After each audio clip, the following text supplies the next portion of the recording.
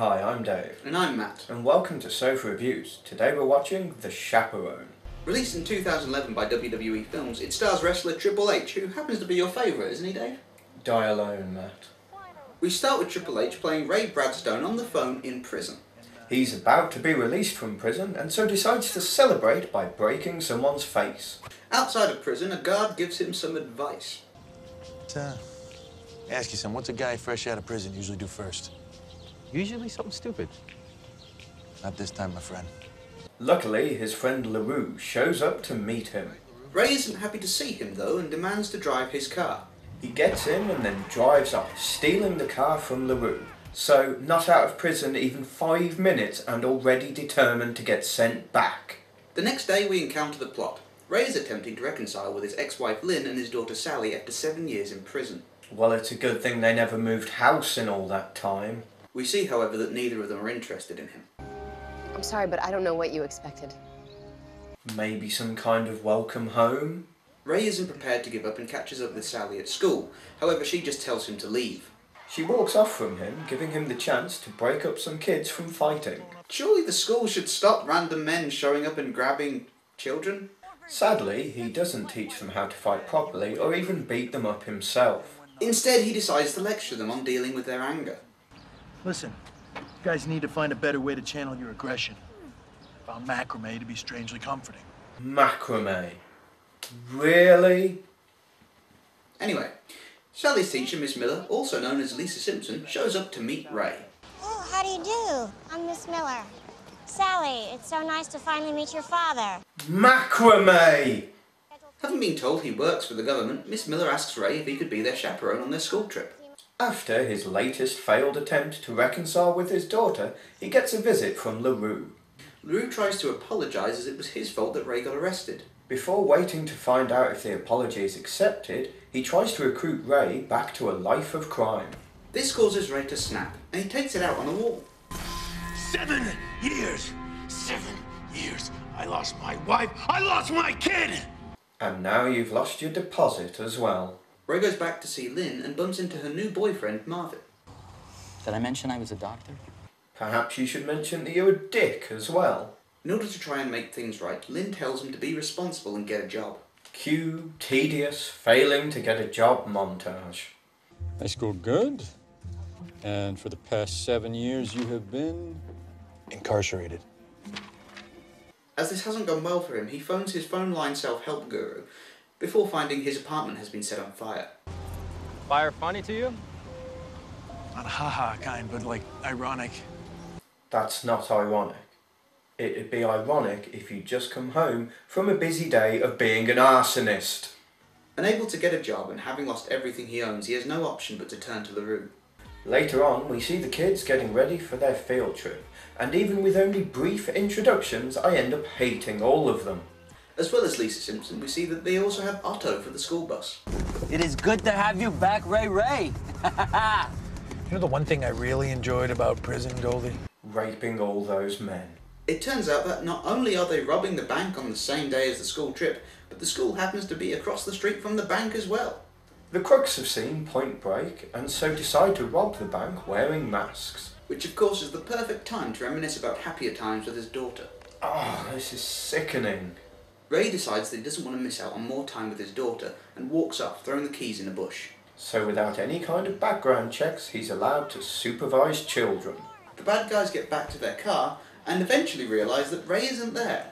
And as if all of this wasn't contrived enough, the crook running away with the money trips over, allowing the money to get put onto the school bus. After stealing a car, LaRue and his henchman Goldie spot Ray on the school bus and decide to chase after him. Instead, they get hit by a truck full of used nappies, because if you change one detail, it's not plagiarism. Back at the bank, and the police quiz the teller, which leads to a very weird discussion about the Bush administration. Who's in charge, Bush or Cheney? Not sure. Of course, she's totally insane, so after hearing that they found the keys with a fingerprint on, we go back to the school trip. Ray continues to try and talk to his daughter, but she's decided to ignore him. Oh, if the next minute of this film is just Triple H destroying that kid, I'd be so happy. As it's a PG film, He instead just tells the kids to shut up. We don't ever tell our children to shut up, even when they misbehave and act like brats. That'll be why they're all little shits then. They carry on the bus journey, and the other chaperone, Stanley, reveals to Ray that he has a crush on Miss Miller. And so Ray reveals the secret of how to con women into liking you. And then when she's done talking, inhale deeply, hold it, then respond. Lets her think you're a big listener. He goes back to Sally, who's now scowling like she's possessed. You gotta make the most of the moment. Are you high? No, but it'd probably help. Before she can carry on moaning at him, Josh, the boy she happens to fancy, comes up to Ray to thank him for getting all the other kids to shut up. Thankfully, we cut away to LaRue, who's on the phone trying to get information about the school trip. He poses as an uncle for Sally, and the principal gives him the info even though he only knows her surname. They also decide that Ray and the other guy must have been working together to steal the money, which is a lot more believable than the nonsense that's actually happening in this film. Back with the school trip, and we see that Ray has had to shout at the kids again. And I thought my parents were losers. Well, from the look of you, I'd say your parents are subhuman scum. They go to the museum and they find that the tour guide is actually ill, giving Ray the opportunity to show off his knowledge about dinosaurs, and leading to an argument with his daughter. Oviraptors live their whole lives devoted to defending their nests and feeding their young. Well, they sucked at that, didn't they? Since they're now extinct? Well, you'll be dead one day as well, you cocky little shit. Later on, and Josh seems to warm up to Sally. However, Ray spots Goldie and LaRue. He sets off the fire alarm and heads to the toilet while the bad guys follow. In the toilet, Ray spots a man waiting for his son. Trust me, unless the fire's under his rear end, he's not moving. There's a fire alarm going off? What kind of negligent parent wouldn't leave the building? Ray forces the man into the cubicle before he fights the bad guys. Aided by the creepy singing of the child, he easily beats both of them up. They think that Ray was in on the plan to steal the money, and they also think that they can threaten him. We'll find you, Ray. You can run, but you can't hide. Yeah, because if they find you again, you'll just beat them up again, which really would be a minor inconvenience. So Ray heads out and quickly drives off, leaving Otto behind. How would he be able to have bought that while the fire alarm was going off? Meanwhile, LaRue and Goldie sneak up, while Ray swerves the bus so that Sally ends up on Josh's lap. Apparently, the best way to get your estranged daughter to love you again is to whore her out. Once they stop off, Ray finds the money and arranges to give it back to LaRue. Because that would be far too simple, the police show up and chase after LaRue and Goldie. They manage to evade the cops, so we cut back to more awkward teenage romance. Sally and Josh are getting along well before they're rudely interrupted. I've been looking all over for you. I thought we could maybe have lunch together. Well, I don't say this to everyone, but I've met sex dolls with more personality than you. Later we're at the hotel and Ray collects the money, having the sense to make sure it's the right bag, before arranging the meet with LaRue. LaRue has recruited more bad guys to help him, and they decide to make the meeting for 2 hours later so that Ray can have some time with his daughter. He clears this with Miss Miller and Stanley thanks him for his advice.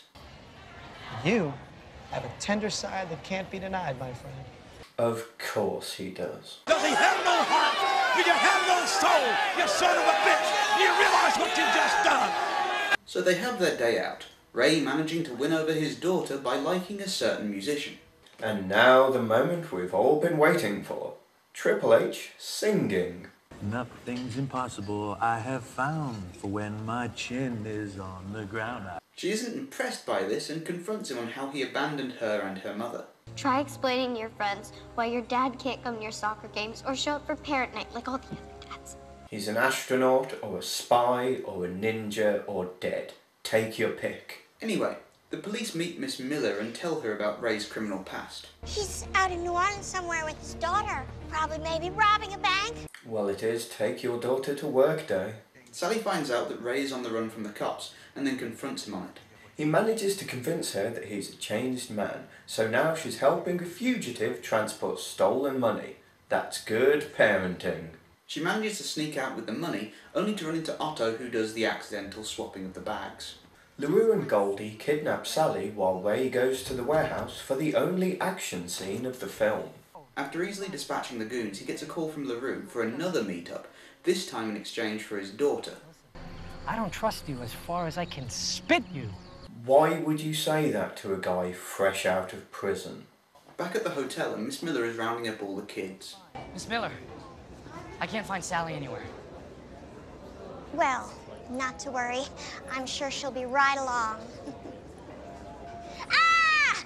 Now I've lost a child! So that's what it would sound like if Lisa Simpson had a miscarriage.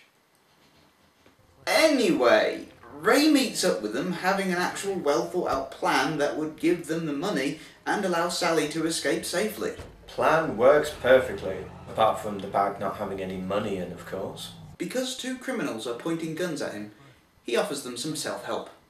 There's some great mental exercises in the back of this book that or maybe not. Oh, thank God they shut him up. Sally goes back to the hotel and decides to enlist Josh to help rescue Ray. You've got an iPhone, right? Yeah. You have that app that tracks any iPhone? Yeah. Wow, it turns out Apple's gross violation of privacy is a good thing. So the kids sneak out and steal the bus to rescue Ray. They get to the warehouse as Ray is being interrogated and use tricks from Home Alone to deal with the bad guys. As Ray is trying to escape, he accidentally manages to call his self-help guru, who listens in as the bad guys catch him. Because of this, they confess live on the radio, allowing the police to show up to save the day. Drop your weapon! Drop it! They get out of the warehouse and Ray is greeted by Lynn. And then they do their little handshake. Just end already. The film wraps up with Lynn having dumped her doctor boyfriend, back with Ray while LaRue is in prison. You know, LaRue, at this point, I think the best thing for you to remember is the 3 essentials. Confront it, be truthful, and sleep with your back against the wall. It's funny because he's going to get raped. And on that family-friendly joke, the film finally ends. And in conclusion, the film has some good things going for it. For starters, Ray himself actually was quite a competent hero. In any scene where he's having to plan on how to get the money back, he does pretty much all the right things. He sets things up really well and in a way that would allow Sally to escape quite efficiently and for the money to get back to them with no blood lost. And in the few action scenes we do get, he does come across as quite imposing and powerful. In the scenes where he's with Sally, he actually does seem genuinely wanting to get back with her as her father. He does want to start again and become a good guy rather than a bad guy, and he never does seem like a true criminal at all throughout the movie. As a kids' film, there is some fun things going on, but it doesn't focus on them enough. The slapstick comedy moments where the kids are rescuing the dad, they're good enough and they could have been much more fun had they used them more throughout the movie. And as wrestler movies go, it's not actually that bad really. The acting isn't terrible and the actual story is pretty good.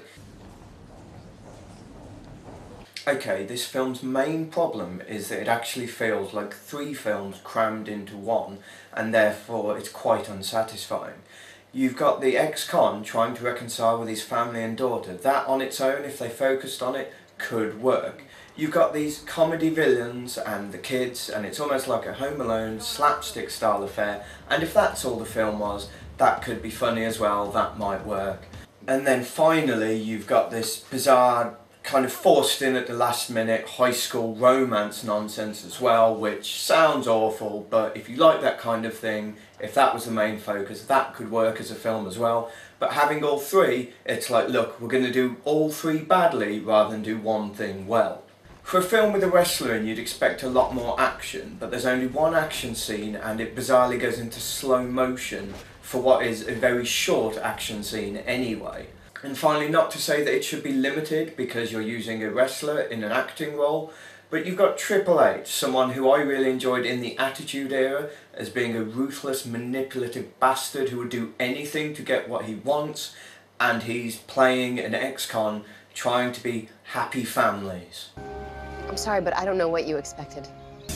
It's all about the game and how you play it. All about control. And if you can take it, it's all about your debt. And if you can play it, it's all about pain. And who's gonna make it?